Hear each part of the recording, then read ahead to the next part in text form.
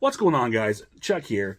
As you recall, a couple videos ago, I was talking about my collection of TV sitcoms that I have on DVD, and it kind of opened up, I don't know, or revitalized my interest in revisiting some of these television shows and these collections that I have. On top of that, not too long ago, I saw a video from Christian Hannah Horror talking about television collections that he'd had, and in special collections. And one he brought up to me was Tales, or he didn't bring it to me, but what he reminded me of was the HBO series Tales from the Crypt, which I just recently purchased, the nice big box all complete series set, which is excellent. And from doing that, it got me thinking about the anthology series. Anthology series have always been kind of a mainstay in television for probably as long as television exists, probably even back to radio in some ways. They've always been, they're always hit and miss. They can be really good when done well, and sometimes they miss the mark completely. It all depends, how it's executed, I guess. And for whatever reason, I think the anthology series always work best with science fiction and horror. That's like the perfect thing just for an anthology. There have been so many great ones over the years. Even currently now, I think the most current one now I can think of actually is on Shudder is the Creepshow series, which is a great throwback to the old EC comics, similar to Tales from the Crypt or Tales from the Dark Side. But you also had syndicated. You had shows like Monsters, which was a quirky but weird, but fun show. And there are countless others. There was the Outer Limits. I can't even name them all. But in my mind, there is one undisputed king of the television anthology series, and I don't care what you say, what you put out there, or what you say, but there's no change of mind. There's no arguing.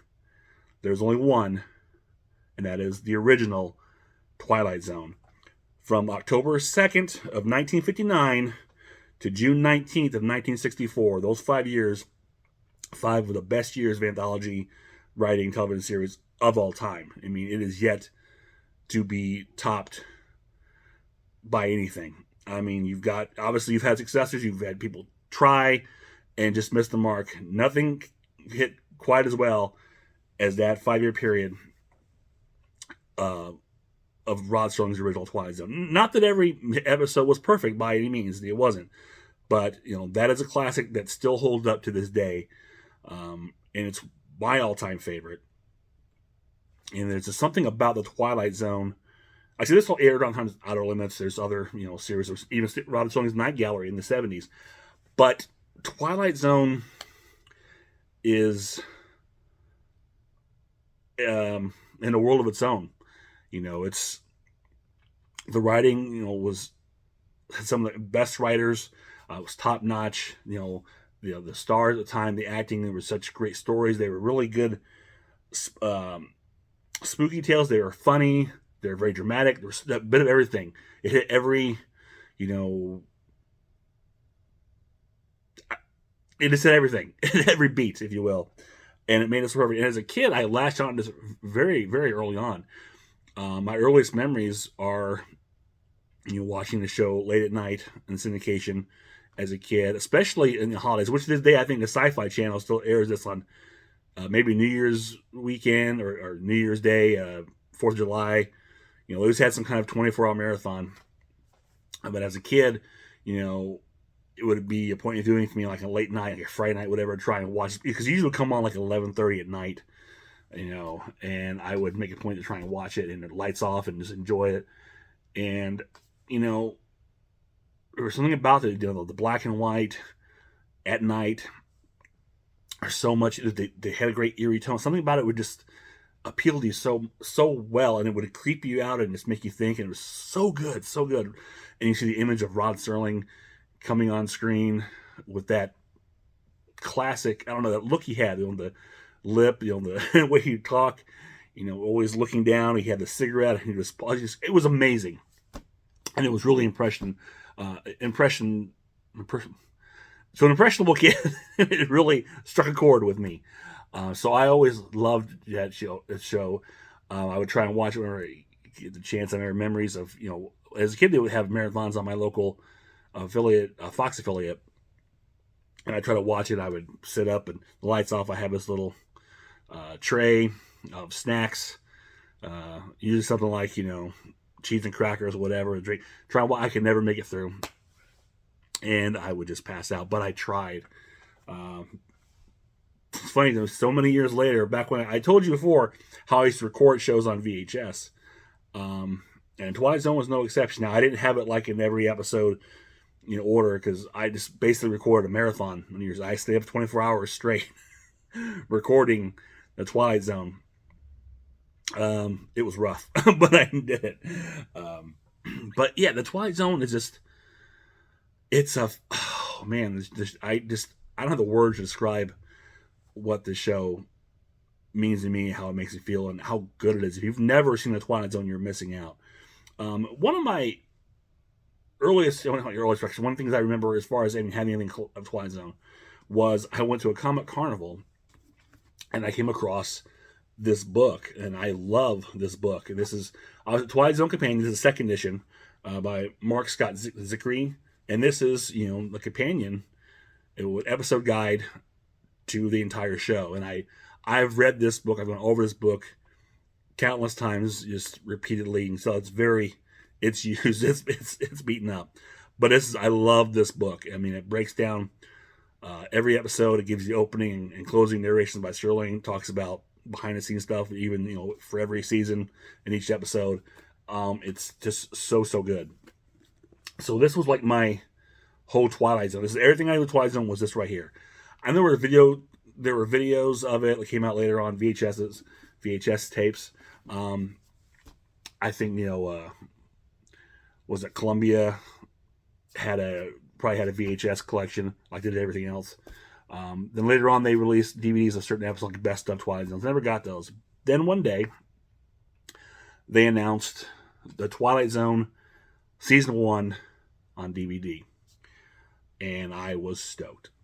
And this set, this is amazing. This whole collection is amazing. This was awesome. Look at that.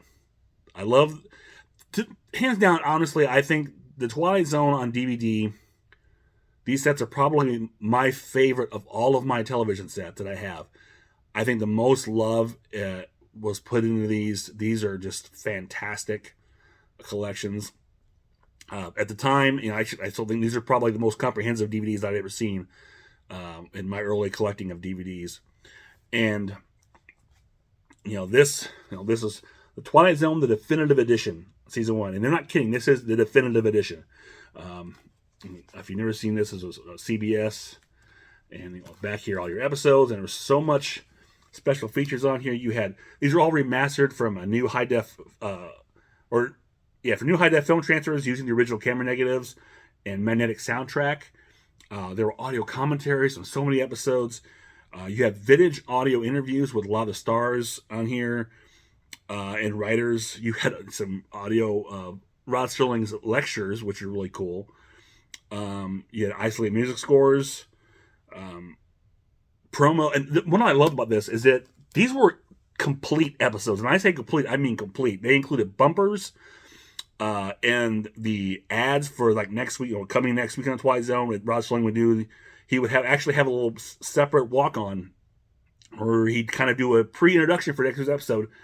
And they would also have ads for like the sponsors, including cigarette ads or whatever else they're on here. Rod Serling, a couple of episodes are like selling cigarettes, but it's cool they actually have all these on here, or ads for other television shows.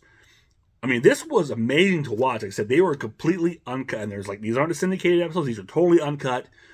I said having those bumper. I mean, even when it cuts out, he says like the Twilight Zone, then Twilight Zone bumper back up, and then the show starts. So the commercial breaks. I mean, it's totally complete, and it's amazing that it would do that.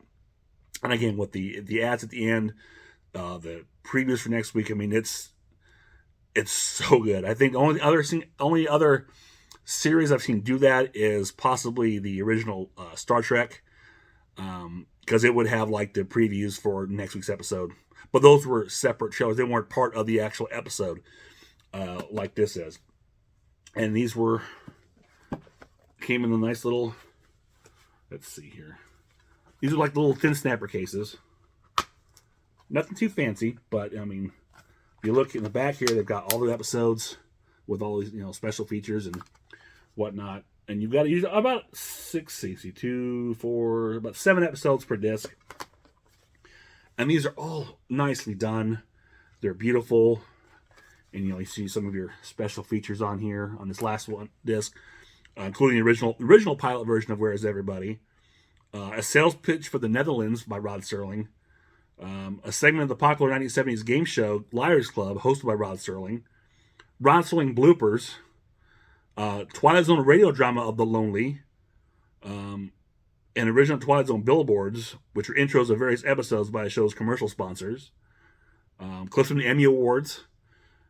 And a comic book, I guess this is... it gets in here like a probably digital comic book or showing on the DVD. This is all complete season 1. But what is even cooler about this set is that it also included the Twilight Zone Companion, this exact same book, but smaller, compact. And you see this book is like pristine. I've never read it because I don't have to, because I had the other one. But this is a second edition, so it's the exact same version of this book here. But I thought it was so cool they included this for anyone to have it, and it's beautiful. It's definitely a better condition than mine. But it's nice that this is all here. I mean, this again, any Twilight Zone fan got to have this book. I'm sure you probably have this series too, this whole set. But the fact that they included that with season 1 is just awesome. And here, it's actually like, here's the season 1 box by itself with just, it's kind of like an extra box inside the box, the movies. So I'm not sure if you bought this set later on, if it didn't include the book, which would be a shame actually, because the book should always come along with it. But you slide that box inside this outer box, and then you can put the book, maybe, if I can get it in there without, I don't want to tear it up. Get it in there just right. There we go. And slide it right in there, so you got the whole book with the disc. So that's awesome season 1. And again, I love the hologram nature of it. It really gives it that, Twilight Zone feel to it. It's so cool. And of course, you've got season 2 again. Just really good. Oh, we talk about, there's so many great episodes of season 1. I won't go through them all, but one of my, probably the most popular and best episode is Time Enough at Last. Burgess Meredith, the famous, guy who, all he wants to do is read. He has thick glasses, and everybody gets on him for reading, which is really weird. Everyone hates him because he reads. He's smart, and he's geeky nerd, whatever. He's ridiculous for reading. How dare you read? And then, of course, he goes in the bank vault where he works at to read on his lunch break, and apparently a nuclear bomb drops, wipes out the whole world. He's the only one that survives, and, he's lonely. He's about to just give it up. Then he finds the library, all these books everywhere. He has all the books he can have, and no one to bother him anymore. He has time enough at last. And then he breaks his glasses. And that, as a person who wears glasses, that's like terrifying. Because he had really bad thick glasses. And I'm dealing with bifocals at this point in my life. And, it's a struggle for me to read. So I can imagine losing my glasses at night, and just what would you do? So it's a very famous episode, and it's still Burgess Meredith puts on a great performance. It's a fantastic tour de force. Season 2, another great, again, presentation, kind of all the same stuff. This one, again, high definition transfers. You have audio commentaries. You have Mark Scott Zickry's interviews with actors from the series, isolated music scores. Twilight Zone radio shows are on here. Of course, the promos, Rod Serling appearances in the Mike Wallace interview, Tell It to Groucho, and the Jack Benny Show. So some classic stuff there. You have a complete script for 22 with Rod Serling's handwritten notes. Twilight Zone comic book. These are like DVD ROM features too. And of course, you had they're all the slim cases with the Twilight Zone image in the back, and the episodes, or excuse me, Twilight Zone image in the front, and the episodes in the back. And what's something I like too is that how the the front here has some kind of image reminiscent of the classic opening, which kind of varies and changes over the years. Well, I think the most iconic one is the door opening up, but there were you unlock this door with the key of imagination narration. But there's actually about 2 or 3 other different variations of that opening narration with different intros. That I think the door one probably didn't start till about the 4th or 5th season, honestly. But it's the most famous one. So much they use it in the movie. And this one you've got Part of the Sun. And then, it didn't have that, the do-do-do-do-do. It was like a very simple, kind of like a quiet. So the music kind of changed over time. The more iconic one didn't actually come out until like the 2nd or 3rd season. Season 2, you had so many great episodes. 3 of the top ones from that I can think of are Eye of the Beholder. Of course, you have the I can't remember, Donna Douglas, I think it was, who was known as playing as Ellie Mae on the Beverly Hillbillies, as the woman who's, well, I should say, she will pop up later. She's kind of like a part of the twist. If you haven't seen this, I'm sorry, but most people know Eye of the Beholder. Have seen the images of the whole twist on what is beauty and who is beautiful and stuff like that. I won't go into it, but it's a classic. I think it was even remade in the later Twilight Zone series. We'll talk about it in a little bit. One of my favorites, Night of the Meek. It's probably the only Christmas Twilight Zone episode starring Art Carney as the drunken store Santa who's just wants to do well, and but he's given an amazing gift, and that's one of the few that were shot on videotape. There was I think 4 or 5 episodes throughout the series that were shot on videotape to cut down costs, and it really because the rest of these are shot on film, but these ones you can really tell the difference, the videotape difference, because they seem like this really shot on studio, this live, almost like a sitcom would be, because most of those sitcoms at the time were shot on videotape, so you can really tell the difference. But this is one of those, but it's got a really sweet ending. But it's one I kind of watch around Christmas. It's a very good one. And then another really popular one, Will a Real Martian Please Stand Up, where you have a bunch of travelers on a bus who are stranded at a diner, and there's alien shenanigans afoot, and they're all trying to determine which one is the real Martian, and it's got a great twist. It's a fantastic episode. Then you had season 3.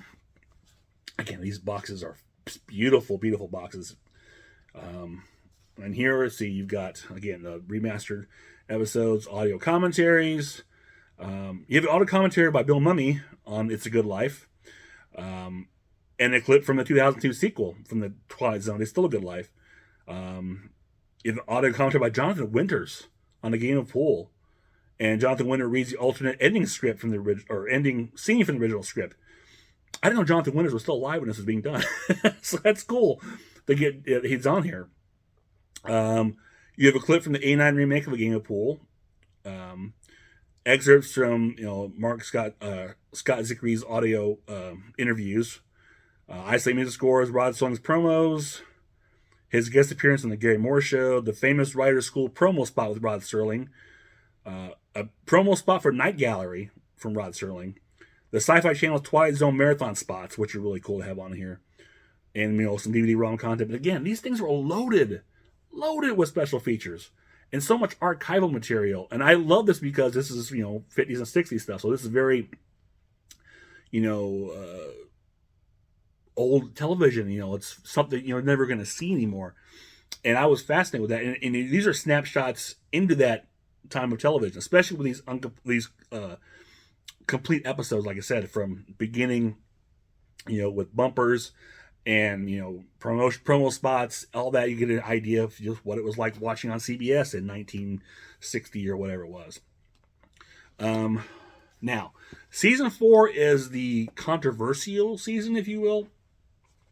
And here it is. Now, this was where they changed the format, and they went from a half hour to hour episodes. And It wasn't something Rod Serling really wanted to do, um, and it's not something that really worked, honestly. Um, Anthology shows, I think, are good. Half hour is a perfect time. It's the short, so it should be a short story, quick. To the point. Get your climax punch. Just go like a good short story. When you put into the hour format, it really stretches things out longer than they need to be, and you kind of lose interest in it, and the jolt of it can kind of be taken away. And I don't. Again, it depends on the series. I don't think Twilight Zone is better suited as a half hour um, show. The hour episodes don't really click. They're really slow. They don't have the same punch. So this was kind of a rough year, but I think this is actually the year that they started with the door opening with the you unlock this door narration. So that started with the season 4. The one standout episode from this, I should point out, of course, the standout episode for season 3 was "It's a Good Life." That is the cult classic. So much it was remade in Twilight Zone the movie by Joe Dante. I think he directed that segment. Season 4, the one kind of standout episode in here is Miniature with Robert Duvall, where a man who kind of a homely man who's got a rough home life, but finds solace in a miniature house, in a museum. It's like an art piece, like a dollhouse, and he falls in love with the woman he sees who's living this little life. And I believe at one, I think it was one of those episodes that were lost in syndication for some time, or there was something about it. I can't remember what it was. I think at one point too, they actually colorized some of those scenes, which is really weird. I don't think they're that way on here, but that's probably the most famous of these 1 hour episodes. But yeah, the 1 hour format only lasted the one season. It didn't really work out. I think it was cost cutting because they reduced the number of episodes in the season as well. But at this point, I think also Rod Serling was probably about checked out. He was getting a little burnt out, doing 30 some episodes a season, which now you only do like 10. Back then you're doing anywhere from like 25 to about 35 episodes, depending. Let's see. So for this set, let's see. You have audio commentaries from Scott Zickery and William Wyndon on 2 episodes. Excerpts from interviews from Mark Scott Zickery. Isolated music scores, video interviews with Morgan Brittany and Francis Policani and John Furia. Rod Serling promos again. Bloopers. The color scenes from the syndicated version of Miniature. So that was only in the syndicated version. The Writer's School promo spot with Rod Serling. Genesee beer promo spot. A beer promo. A Saturday Night Live clip. Twilight Zone radio show featuring Blair Underwood, Jason Alexander, Lou Diamond Phillips, H.M. Wynette, Mike Starr, and John Ratzenberger. Season 4 billboards, photo gallery, and DVD-ROM content. Again, another fantastic season. And then you have the 5th and final season, which we went back to the half-hour format. And this, I think they had some good episodes, ended strong, after the season 4 1 hour format, back to their strength of the half-hour show. But this one has the infamous, was it Nightmare at 20,000 Feet, starring William Shatner. Again, and then that episode was remade in Twilight Zone movie with John Lithgow. So this was the 5th and final season. I just love that. Is so beautiful to just reflect in the light. Such great. And here you've got excerpts from Rod Serling's Sherwood Oaks experimental college lecture. An Alfred Hitchcock promo. That's weird. Audio commentaries on a couple episodes from Bill Mummy, Mickey Rooney. See who else? Mariette Hartley, Mark Scott Zickery. He's all over these sets, as you can tell. And others. Isolated music scores, video interviews with Richard Matheson, George Clayton Johnson, and many others. Highlights from the Museum of Television and Radio seminar. Conversations with Rod Serling. Rare George Clayton Johnson home movies. Promos for next week's show. Billboards and more. And this one actually includes Rod Serling submitted for your approval. This is like a little whole Rod Serling documentary that came on here. So that's really cool.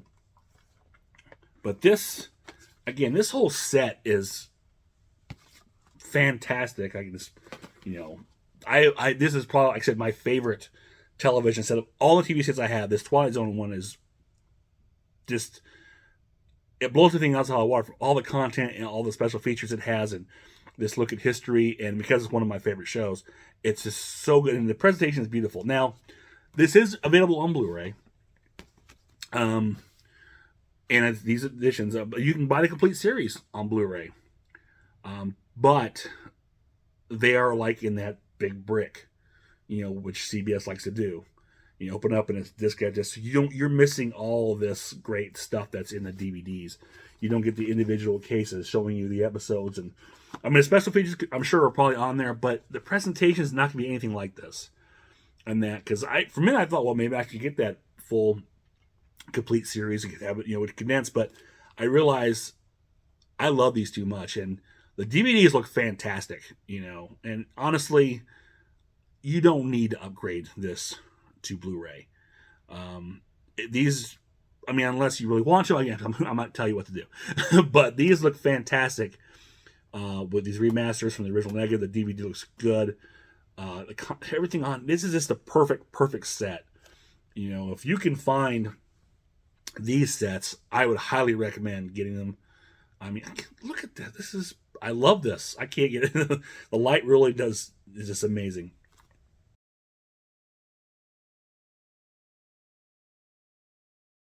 Now, as a completist, I do also have the 80s Twilight Zone, seasons 1, 2, and 3, the complete series.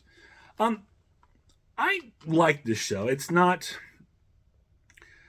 was a syndicated show. It's not as iconic, obviously, as the original.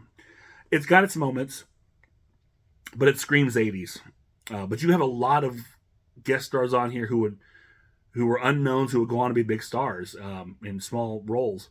And there's a couple good stories here, but again, being syndicated, you had two different narrators over, I think, through seasons like 3 and 4. And how they were shown in syndication, the seasons are kind of split. It's really weird how they did it. Because sometimes they're an hour episodes, some were half-hour episodes. Some of the hour episodes, I think, were split in half, and it's strange how it was all done. But there's some good ones in here. It's not too bad. And as a completist, I enjoyed it. Also, I do have this is from the 2002 series hosted by Forrest Whitaker that aired on, was it UPN? I think it was at the time. I haven't finished. I didn't get to watch all this series. I watched when it came on, but it kept changing the times or something, or I had trouble getting the signal because I think I had an antenna. I didn't have a satellite or anything at the time, so I couldn't really watch it. So a lot of episodes I missed, but there were a couple I remember really good. And I remember liking the concept. I liked the idea of Forrest Whitaker as a narrator, going back to an on-screen narrator. Unlike the 80s show, which did not have that, it just had a voice. But it's nice, Forrest Whitaker come on, kind of doing the Rod Serling thing, stepping in. They went back to the kind of the classic theme a bit, unlike the Grateful Dead theme on here, which isn't bad, but it does definitely have a surreal quality to it. But nothing's going to be the classic guitar riff of the original Twilight Zone. And this one wasn't too bad, but again, it never really took off, and it died after one season. And that was it for a while until a few years ago. I think it was CBS All Access, before it became Paramount Plus, I think, or they merged. I can't remember what it was, but they did a new Twilight Zone series also. This time hosted by Jordan Peele, I think it was, who was very hot at the time. And I liked, again, he went back, he was doing the on-screen Rod something, and he actually had the suit and tie, which is the thing about Forrest Whitaker. He was basically coming in casual clothes, and it just wasn't, there was something not missing with that, but Jordan Peele came in with the suit and tie, and I think he did a good job as doing the narration. However, these were hour-long episodes, and again, I told you these Twilight Zone doesn't need to be an hour. Half an hour is good enough. You take an hour, you're stretching it too much. If you do an hour show, make it 2 separate stories for your hour. The problem I had with that Twilight Zone, which I don't have that series, I probably should buy it just to be the completest, was one, it was an hour, which made the shows drag out, and you kind of lose interest really quickly when they go that long. But also the need for being a little more edgy, a lot more cursing. Not that I'm opposed to that, but there's some things I just don't feel you need, and I didn't feel like Twilight Zone needed to have the F-bomb in every episode to get your point across, to make it more edgy. Kind of my thoughts about, some current Star Trek shows that, would try to do that. Why? You don't need it. It's unnecessary. It's kind of a weird thing. Just to make it more hip now, people will watch it. It's cool. If your story writing is good, you don't need to throw in random profanity just for profanity's sake. So I think that was kind of like, eh. And, some of the episodes were good. Some of them were just, but I can remember. Again, I only watched half of the first season. I had a hard time just wanting to go back and watch it, which is a shame because, like I said, I love the Twilight Zone, and it's what it's really good. It makes you come back and want to watch it. And unfortunately, the only one that I really want to come back to and watch is the original one.